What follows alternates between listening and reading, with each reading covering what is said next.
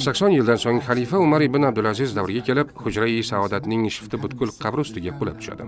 Umar ibn Abdulaziz rahimahulloh Madina valisi bo'lgan payti Oysha onamizga tegishli bo'lgan xonani ko'chirib tashlab, xonaning tashqi qismini qaytadan qurdirib ta'mirlatadi. So'ngra hujra atrofiga to'rtburchak shaklidagi devor yotqiziladi. Ushbu devor hujra ichidagi qabrlarni to'rt tarafdan o'rab turar edi. Bu devorning ajralib turuvchi jihatlaridan biri. Uning zich holda qurilgan edi.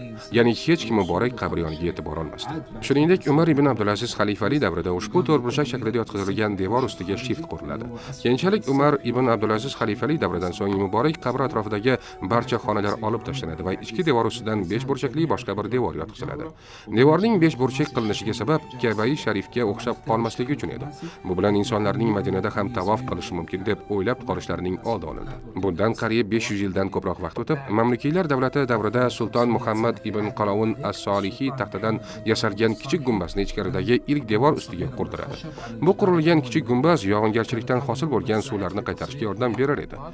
Shuningdek, mamlukiylar 5 burchakli devor tashqarisidan mana shunday shakldagi himoyalovchi ustunni quradilar.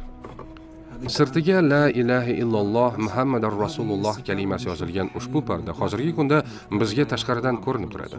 So'ng mamlukiylar hukmronligi davrida Sulton Ashraf Qayitboy taxtadan 3-devorni qurib, bu devordan eshiklar ochadi.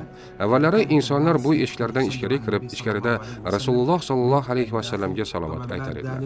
Keyinchalik Saudiya hukmronligi davriga kelib, tashqaridan binoni butkul yangilash ishlari olib borilib, ichkaridan esa 2-devordan boshqa barcha qismlar yangilandi.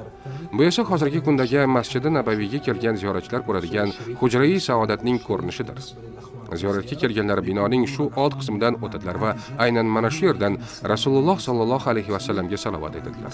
Ko'rib turganingizdek, kelgan ziyoratchi ichkaridagi muborak pardani ko'ra oladi. Ko'pchilik ziyoratchilar mana shu pardani ko'rib, bu Rasululloh sallallohu alayhi va sallamning muborak qabrlari deb o'ylashadi. Bu esa xato, chunki inson na tanasi bilan muborak Rasululloh sallallohu alayhi va sallamning qabrlariga yetadi va na uni ko'zlari bilan ko'ra oladi. Keyinchalik asosiy shiftning ustiga yashil gumbaz quriladi. Ushbu gumbaz ostidagi barcha narsani to'lig'icha yopib turadi. Taxtadan yasalgan kichik gumbaz esa hali hanuz katta gumbaz ostida saqlanib turibdi.